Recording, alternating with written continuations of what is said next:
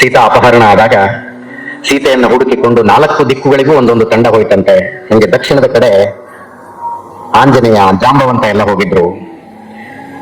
ಈ ದೇಶದ ಭಾರತದ ಕಟ್ಟ ಕಡೆಯ ತುದಿಗೆ ಬಂದು ಸಮುದ್ರದ ಹತ್ರ ನಿಂತಾಗ ಈ ಸೀತೆಯನ್ನ ರಾವಣ ಈ ಕಡೆ ಕರ್ಕೊಂಡು ಹೋಗಿದ್ದಾನೆ, ಅಲ್ಲಿ ಹೋಗಿ ಹುಡುಕಬೇಕು ಅಂದಾಗ ಆಂಜನೇಯನಿಗೆ ತನ್ನ ಶಕ್ತಿ ಏನು ಅನ್ನೋದು ಗೊತ್ತಿರ್ಲಿಲ್ಲ.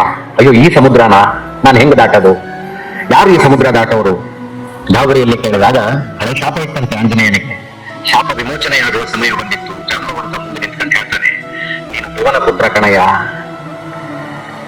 ಚಿಕ್ಕವನಿದ್ದಾಗ ಹಸುವಾಗಿ ಅಮ್ಮ ಬೇಗ ಊಟ ಕೊಡ್ಲಿಲ್ಲ ಅಂತ ಸೂರ್ಯನನ್ನೇ ಹಣ್ಣು ಅಂತ ಹೇಳಿ ತಿನ್ನಬೇಕು ಹೋದಂತ ನೀನು ಅಂತ ಹೇಳಿ ಆತನ ಶಕ್ತಿಯನ್ನ ಜಾಂಬವಂತ ತಿಳಿಸಿಕೊಟ್ಟಾಗ ಆಂಜನೇಯನಿಗೆ ಜ್ಞಾನೋದಯ ಆಗುತ್ತೆ. ಅಯ್ಯೋ, ನಾನು ಇಂಥವನ ಅಂತ.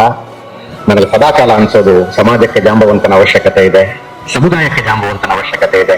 ಎಂತಹ ಇತಿಹಾಸ ಗೊತ್ತಾ ನಮ್ಮದು ಅಂತ ಹೇಳುವಂತ ಆ ಜಾಂಬವಂತರು ಇವತ್ತಿನ ಸಮಾಜಕ್ಕೆ ಬೇಕಾಗಿದ್ದಾರೆ.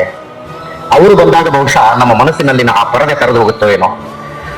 ನಾವು ತುಂಬಾ ಬಲಹೀನರು, ನಮ್ಮ ಕೈಯಲ್ಲಿ ಏನಾಗುತ್ತೆ, ನಾವು ಬಡಿಸ್ಕೊಂಡಿರುವಂತವರು, ನಾವು ಹೊರಗಿನಿಂದ ಬಂದಂತವರಿಂದ ಆಳಿಸಿಕೊಂಡು ಇದ್ದಂಥವರು ಅನ್ನುವ ಆ ಕೀಳರಿಮೆಯನ್ನ ತೊಡೆದು ಹಾಕುವಂತಹ ಜಾಂಬವಂತರು ಇವತ್ತಿನ ಸಮಾಜಕ್ಕೆ ಬೇಕಾಗಿದ್ದಾರೆ.